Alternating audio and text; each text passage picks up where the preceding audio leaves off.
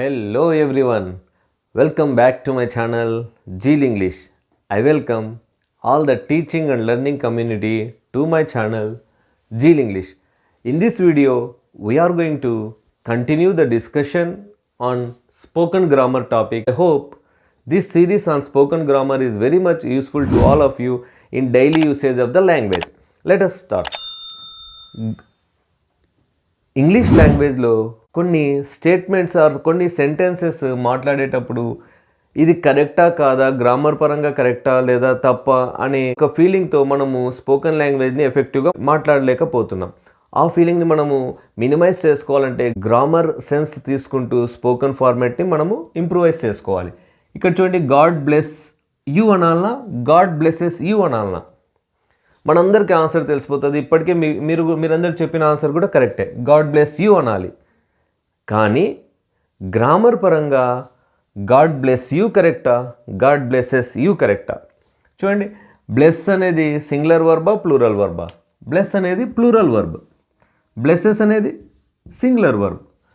God అనే సబ్జెక్టుకు gives the singular sense. సింగులర్కు మనము బ్లెస్ తీసుకోవాలా, బ్లెస్సెస్ తీసుకోవాలా? సింగులర్కి బ్లెస్సెస్ తీసుకోవాలి. మరి ఎందుకు ఈ విషయంలో గాడ్ బ్లెస్ యూ అని అంటున్నాము? ఈ క్వశ్చన్కు ఈ వీడియోలో ఆన్సర్ దొరకబోతుంది. మరి ఈ విషయానికి ఆన్సర్ తెలియాలి అంటే మనకు ఇంగ్లీష్ లాంగ్వేజ్ యొక్క సెంటెన్స్ స్ట్రక్చర్ మీద క్లియర్ ఐడియా ఉండాలి. ఎప్పుడైనా కానీ ఇంగ్లీష్ లాంగ్వేజ్లో సబ్జెక్ట్ని బేస్ చేసుకొని వర్బ్ని యూజ్ చేస్తాం. సబ్జెక్ట్ సింగులర్ అయితే వర్బ్ సింగులర్ తీసుకుంటాం, సబ్జెక్ట్ ప్లూరల్ అయితే వర్బ్ ప్లూరల్ తీసుకుంటాం. కానీ ఇంగ్లీష్ లాంగ్వేజ్ పాయింట్ ఆఫ్ వ్యూలో ప్రతి రూల్కు 1 or 2 ఎక్సెప్షనల్ కేసెస్ ఉంటాయి. ఈ ఎక్సెప్షనల్ కేస్ కిందకే ఇప్పుడు మనం ఈరోజు డిస్కస్ చేస్తున్న టాపిక్ వస్తుంది. మరి దీనికి ఆన్సర్ తెలియాలి అంటే ఆప్టేటివ్ సెంటెన్సెస్ అని కొన్ని ఉంటాయి. ఆ సెంటెన్సెస్ని మనము డైలీ యూసేజ్లో మాట్లాడేటప్పుడు ఈ రూల్ని మనం డీవియేట్ చేసి సబ్జెక్ట్ సింగులర్ అయినా ప్లూరల్ వర్బే తీసుకుంటాం. అంటే ఇక్కడ మీరు గుర్తుంచుకోవాల్సిన విషయం ఏమంటే ఆప్టేటివ్ సెంటెన్సెస్కి ప్లూరల్ వర్బే తీసుకుంటాము. మరి ఆప్టేటివ్ సెంటెన్సెస్ అంటే ఏంటివి? Optative sentences are the sentences which express the blessings or prayers or wish or in negative curse తెలపాలన్నా కూడా ఆప్టేటివ్ సెంటెన్సెస్ తీసుకుంటాం. మరి ఆప్టేటివ్ సెంటెన్సెస్ని మనం ఎలా గుర్తుపెట్టాలి అంటే సెంటెన్స్ అనేది మేతో మొదలై ఉంటుంది. MAY, may. May gives the possibility or wish. Statement వచ్చేసి ఎక్స్క్లమేటరీ మార్క్తో ఎండ్ అవుతుంది. మరి మే అనేది ఇన్నర్ సెన్స్లో మనము మేని హైడ్ చేస్తూ ఒక స్టేట్మెంట్ మాట్లాడతాం. గాడ్ బ్లెస్ యూ అంటే ఇక్కడ అర్థం ఏమి? మే గాడ్ బ్లెస్ యూ అని అర్థము. మరి మేని రిటర్న్ ఫార్మాట్లో రాయొచ్చు, రాయకపోవచ్చు. మేని స్పోకెన్ ఫార్మాట్లో మాట్లాడొచ్చు, మాట్లాడకపోవచ్చు. కానీ సెంటెన్స్ సెన్స్ ఏమిస్తుంది? గాడ్ బ్లెస్ యూ అంటే ఇట్స్ అ విష్ అని తెలుస్తుంది. మరి విష్ అన్నప్పుడు ఇట్స్ అన్ ఆప్టేటివ్ సెంటెన్స్.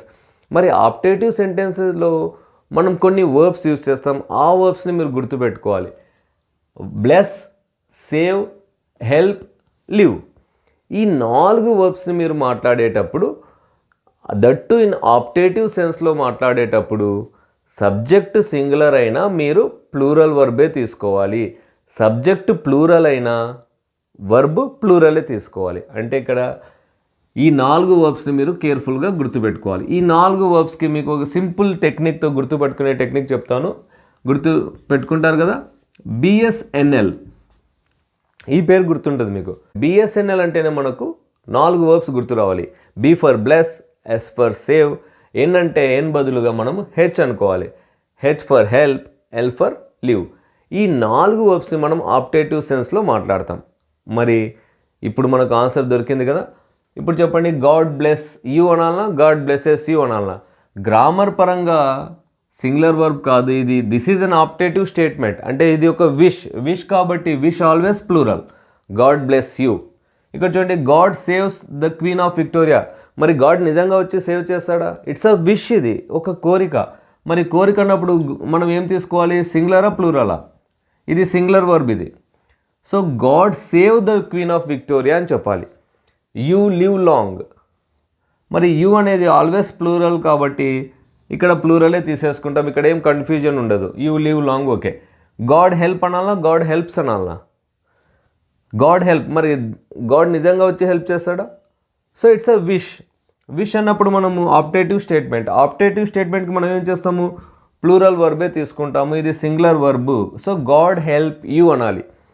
మరి ఈ విధంగా మనం స్పోకెన్ లాంగ్వేజ్ని యూజ్ చేసేటప్పుడు ఇటువంటి ఆప్టేటివ్ స్టేట్మెంట్స్ మాట్లాడాలి అన్నప్పుడు గ్రామర్ పాయింట్ ఆఫ్ వ్యూలో దీన్ని మైండ్లో ఉంచుకొని మనము ప్లూరల్ వర్బ్ని యూజ్ చేస్తే మనము స్పోకెన్ వేలో చాలా ఎఫెక్టివ్గా, కాన్ఫిడెంట్గా మాట్లాడగలం. మరి ఈ వీడియో మీ అందరికీ నచ్చిందనే అనుకుంటున్నాను. నచ్చితే ఏం చేయాలి? లైక్ చేయాలి. ఏం చేయాలి? షేర్ చేయాలి. ఏం చేయాలి? సబ్స్క్రైబ్ చేయాలి. Zeal English. Thanks for watching. We will meet with another useful video. Till then, take care. Bye.